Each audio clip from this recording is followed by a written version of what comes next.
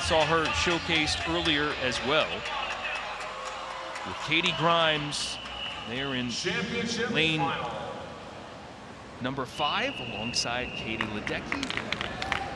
Katie squared right next to each other again. This one is doubtful that we're going to have a race like we did earlier in that 400 IM, just because this is Katie Ledecky's race. I mean, along with that 800, obviously, but she just has been so dominant for so long. Grimes might be a little short for her, actually. More of an 800, 1500, 10K swimmer. Doesn't have quite the speed of Katie and even Bella Sims, her teammate, which is on the other side of her.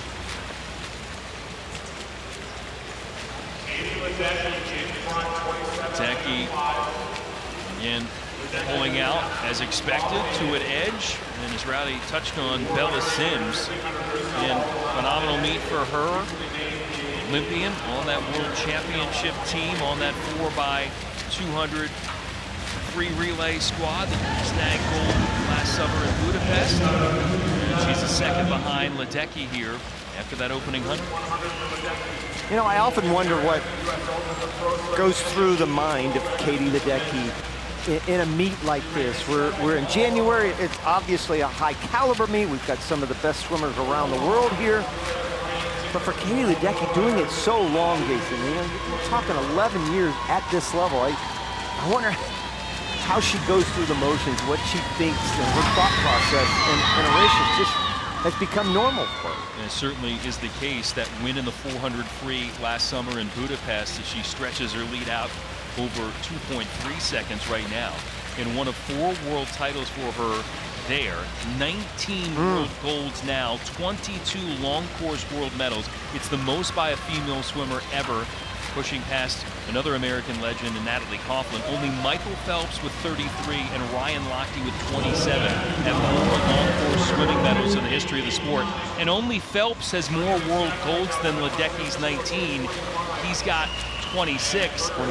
And Katie seems like she's primed for a few more of those world championships you'd expect. I don't think she'll ever, or anybody will ever catch Michael and his Olympic medals, 28 total Olympic medals.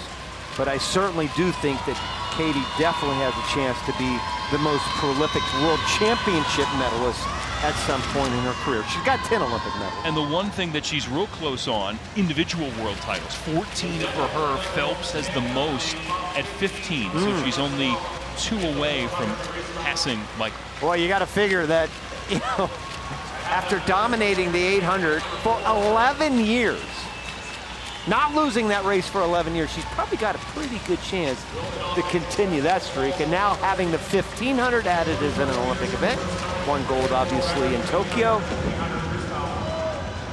And the questions for her, Rowdy, as she starts to build for Paris.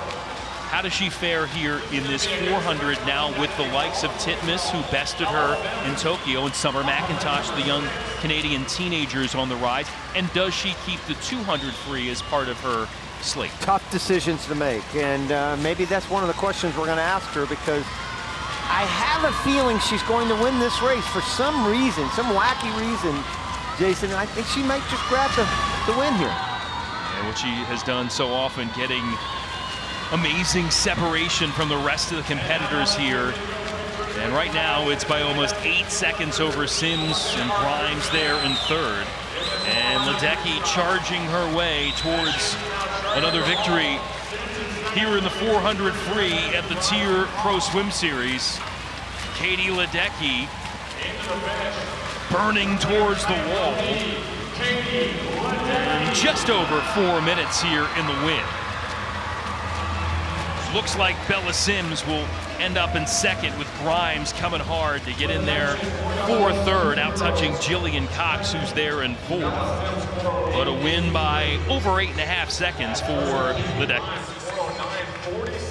Just making it look easy, like she usually does, out in 59 flat, 159 at the halfway point, back in 201 flat, basically coming home. Almost dipped under 4 minutes. She's been under 4 minutes more than any other swimmer in history. And there's the look of one great freestyler. Tell me that isn't just amazing to look at every single time. I never, ever, ever get bored of watching Katie Ledecky swim. Win for Ledecky. Sims there in second, Katie Grimes third, Cox in fourth, and Katie with another win here in Knoxville joins us. Katie, do you learn anything from when you swim the 400 IM at a meet like you did earlier and translating to other races? Does that help you change anything as far as race plan strategy? I don't know about change anything, but I'm definitely learning from every race, and it was fun to swim the 400 IM here, just do something different. And I'm a distance swimmer, so I can swim at 4 AM, and it's good practice to just feel out a 400 like that as well. You know, you've been doing this for so long now at the highest level possible. Here we are in January, so early season. On top of what Jason just said, do you still learn things that you need to do, or is it you just kind of go through the motions in a race like this? Oh, I never go through the motions. There's always something to think about, and each meet I'm just trying to be better and better, and I feel like I'm in pretty good shape right now, and I'll just try to build off of January and move on to February. Katie, thanks. Thank you. Katie Ledecky, always racing, always learning, and always usually in front. Another win for Ledecky here in Tennessee.